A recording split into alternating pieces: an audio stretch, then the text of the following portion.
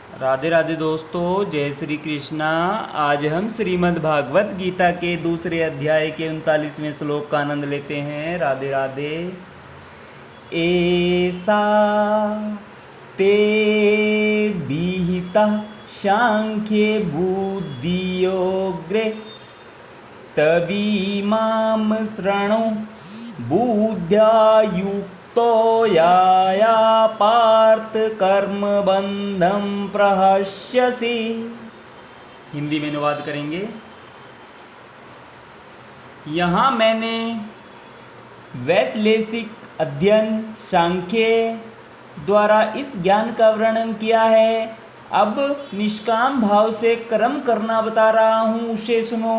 हे प्रथापुत्र, तुम यदि ऐसे ज्ञान से कर्म करोगे तो तुम कर्मों के बंधन से अपने को मुक्त कर सकते हो। तात्पर्य जानेंगे। वैदिक कोश निरुक्ति के अनुसार सांख्य का अर्थ है विस्तार से वस्तुओं का वर्णन करने वाला, तथा सांख्य उस दर्शन के लिए प्रयुक्त मिलता है जो आत्मा की वास्तविक प्रकृति का वर्णन करता है, और योग का अर्थ है इंद्रियों का निग्रह। अर्जुन का युद्ध न करने का प्रस्ताव इंद्रिय तृप्ति पर आधारित था। वह अपने प्रधान कर्तव्य को भुलाकर युद्ध से दूर रहना चाहता था, क्योंकि उसने यह सोचा कि धृतराष्ट्र के पुत्रों अर्थात अपने बंधु बांधवों को परास्त करके राज्य भोग करने की अपेक्षा अपने संबंधियों तथा स्वजनों को न मारकर वह अधिक सुखी रहेगा। दोनों ही प्रकार से मूल सिद्धांत तो इंद्रिय तृप्ति था।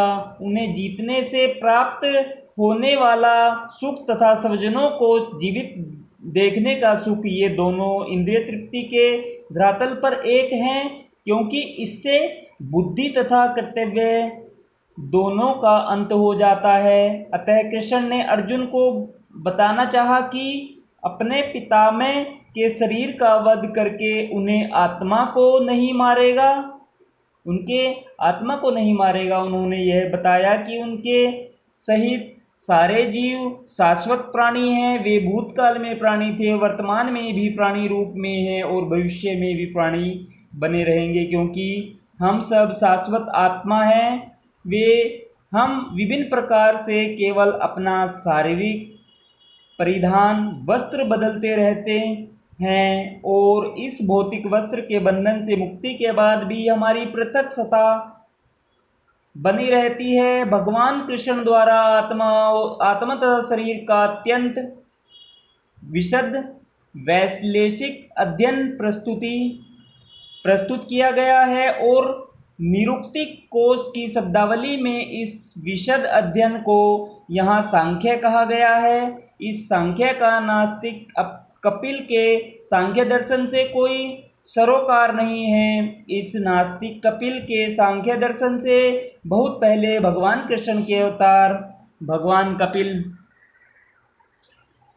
कपिल ने अपनी माता देवहूति के समक्ष श्रीमद् भागवत में वास्तविक सांख्य दर्शन पर प्रवचन किया था। उन्होंने स्पष्ट बताया है कि पुरुष या परमेश्वर क्रियाशील है और वे प्रकृति पर दृष्टिपात करके सृष्टि की उत्पत्ति करते हैं। इसको वेदों ने तथा गीता ने स्वीकार किया है। वेदों में वर्णन मिलता है कि भगवान ने प्रकृति पर दृष्टिपात किया और उसमें आणविक जीवात्माएं प्रविष्ट कर दी। ये सारे जीव भौतिक जगत में इंद्रिय तृप्ति के लिए कर्म करते हैं और माया के वशीभूत होकर अपने को भोक्ता मानते रहते हैं। इस मानसिकता की चरम सीमा भगवान के साथ सायुज्य प्राप्त करना है। यह माया तथा इंद्रिय तृप्ति जन्य मोह का अंतिम पास है, और अनेकानेक जन्मों तक इस तरह इंद्रिय तृप्ति करते हुए कोई महात्मा भगवान कृष्ण यानी वासुदेव की शरण में जाता है, जिससे परम सत्य की खोज पूरी होती है।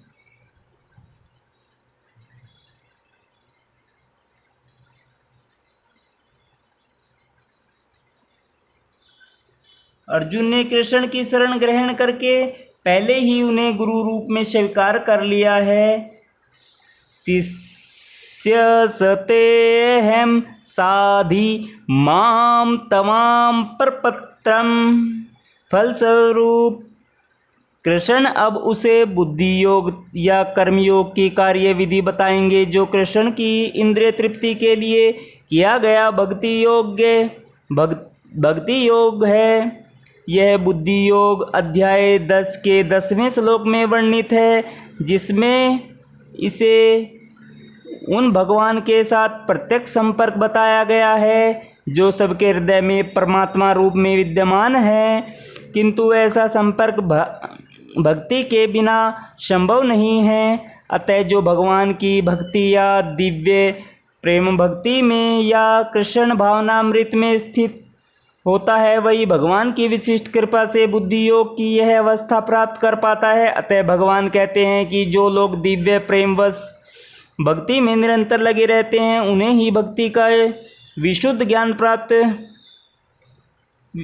ज्ञान प्रदान करते हैं। इस प्रकार भक्त सरलता से उनके चिदानंद में धाम में पहुंच सकते हैं। इस प्रकार इस श्लोक में वर्णित बुद्धि योग भगवान कृष्ण की भक्ति है और यहाँ पर उल्लिखित सांख्य शब्द का नास्तिक कपिल द्वारा प्रतिपादित अनिश्वरवादी सांख्य योग से कुछ भी संबंध नहीं है। अतः किसी को यह भ्रम नहीं होना चाहिए कि यहाँ पर उल्लिखित सांख्य योग का अनिश्वरवादी सांख्य से किसी प्रकार का संबंध है। न ही उस समय उसके दर्शन का कोई प्रभाव था और न कृष्ण ने ऐसी ईश्वर विहीन दार्शनिक कल्पना का उल्लेख करने की चिंता की। वास्तविक सांख्य दर्शन का वर्णन भगवान कपिल द्वारा श्रीमद् भागवत में हुआ है, किंतु वर्तमान प्रकरणों में उस सांख्य से भी कोई सरोकार नहीं है।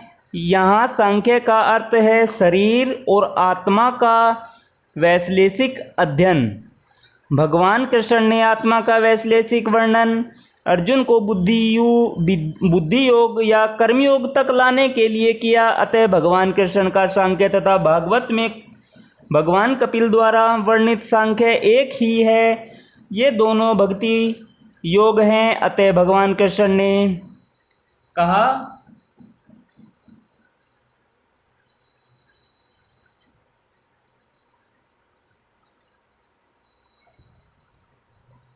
भगवान कृष्ण ने कहा है कि केवल अल्पज्ञ ही सांख्य योग तथा भक्ति योग में भेदभाव मानते हैं। सांख्य योगो पृथक बालः प्रवदन्ति न पंडितः। निसंदेह अनिश्वरवादी सांख्य योग का भक्ति योग से कोई संबंध नहीं है। फिर भी बुद्धिहीन व्यक्तियों का दावा है कि भगवत गीता में अनिश्वरवादी सांख्य का ही वर्णन हुआ है। अतः मनुष्य को यह जान लेना चाहिए कि बुद्धि योग का अर्थ कृष्ण भावनामृत में पूर्ण आनंद तथा भक्ति के ज्ञान में कर्म करना है। जो व्यक्ति भगवान की तृप्ति के लिए कर्म करता है, चाहे वह कर्म कितना भी कठिन क्यों न हो, वह बुद्धि योग के सिद्धांत के अनुसार कार्य करता है और दिव्य आनंद का अनुभव करता है। ऐसी दिव्य व्यस्तता के कारण उसे भगवत कृपा से स्वतः संपूर्ण दिव्य ज्ञान प्राप्त हो जाता है और ज्ञान प्राप्त करने के लिए अतिरिक्त श्रम किए बिना ही उसकी पूर्ण मुक्ति हो जाती है। कृष्ण भावना भावित कर्म तथा फल प्राप्ति की इच्छा से किए गए कर्म में विशेषतया पारिवारिक या भौतिक सुख प्राप्त करने की इंद्रिय तृप्ति के लिए किए गए कर्म में प्रचुर अंतर होता है। अतः बुद्धि योग हमारे द्वारा संपन्न कार्य का दिव्य गुण है। राधे राधे दोस्तों, जय श्री कृष्णा। आज हमने श्रीमद् भागवत गीता के दूसरे अध्याय के 39वें श्लोक का आनंद लिया है। कल हम 40वें श्लोक का आनंद लेंगे। राधे राधे, जय श्री कृष्ण।